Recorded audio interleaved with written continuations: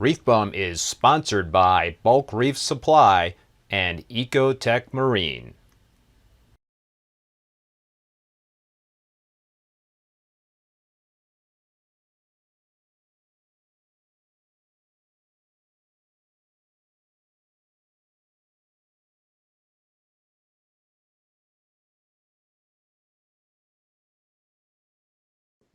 Budget reef keeping. Reef keeping. Totally. Yep. What are some of the products out there that are not, kind of like on the high end that you like that would pique your interest? So I've got the Innovative Marine tank, right? And I've got the Mitras and the Refi lights over top, and I've got the Clearview lid, which is actually a relatively inexpensive lid. So check that out. And then everything else is not fancy. I'm running Jabo power heads. There's currently 3 of them, only because I'm lazy and I haven't put the 4th one in.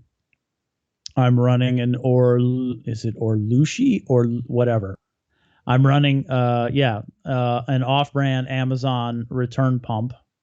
The sump is a gift from Moki. And I have a Smarter Reefs skimmer in that tank. And then they hooked me up with that because I wanted to play with that thing. And then I bought the filter roller and algae scrubber attachment for that skimmer. So I'll add that in. That's probably the fanciest thing that'll live in that sump is that skimmer, filter roller, and scrubber combo. Yeah. But I'm a huge fan of Jabo power heads. I also like the return pumps, but the Orlushi is cheaper, so I bought that just to see what that thing was all about, and it's fantastic. I bought another one as a spare. I'm a huge fan of cheap pumps. I don't think you need expensive. What do the Jabos push? Oh, they're very similar to. Oh, I did a post compared to the new Nero, the Nero 7. I think the Jabo SLW 30 is 80. I'll round down 85% of the power of a Nero 7, but it is a significant cost reduction. Now you don't get the automatic stuff, but I mean, do you really need it? I don't need an app. I don't need an app for a power head. Nope. I don't think that's really necessary. So, I'm all about the Jabo SLWs. The SLW 10s will live inside slurry. When I had the other system before I took it down, that was on a slurry, and I had 2 SLW 10s living in there. They don't break. Those things are fantastic. Oh, we talking about slurry now? I mean, we could talk about slurry. I have no issue with slurry. Where you at, Rob? Rob will jump in here. He knows. I digress. Slurry's no different than Kalk. No matter how you spin it, it's still the same. So, yeah, I'm a big fan of... I think I'm a fan of budget for those who need budget, because I've told the same story, right? When I retired from the Air Force, I'm at $60K. I don't have a lot of money. Yep. So what do you do for the people that are making 30, 40, 50, 60K a year, and they still want to be in the hobby, especially those who need that as like a PTSD treatment? There are certainly options for them. You move into lighting, tons of option. I've already mentioned Night Crew. That thing's fantastic. Who's running that? Fish of Hex. He's running, right? He's running the 150 versions of the Night Crew. They work great. I've never heard of them. So, oh yeah, they're Amazon lights and they're cheap and they're awesome. I'm running one over an IM20 right now. Interesting. But, there are certainly options out there. It's just they're not mainstream. But I have my share of really expensive stuff too, so I'm able to compare them and go from there. You mentioned Kalkwasser, and I was like, all right, we're talking slurry. But Kalkwasser by itself, that's a budget reefing item. I mean, you save a lot of money. Hell yeah. Right? Yep. Yeah. I've been running Kalk since day one, so I'm running Kalk on the IM100 right now. So I have no issue with it. Yeah, I mean, my calcium reactors really don't turn on that often when I'm dosing so much, Kalkwasser. So in terms of replacing the media, in terms of replacing the CO2, canisters, that I'm saving a lot of money by doing that Kalkwasser. So it's that's something definitely people should be thinking about. You know, there's obviously other great advantages of kalkwasser in terms of the pH benefits and its magical qualities, right? We all know there's some sort of magic associated with kalkwasser and corals. I mean, that's it works out really well. So, it is. And then the slurry trepidation for those who are anti. I don't get it, because slurry is anything beyond 2 teaspoons per gallon. So if you go 2.5, you're into slurry territory, and just keep it moving.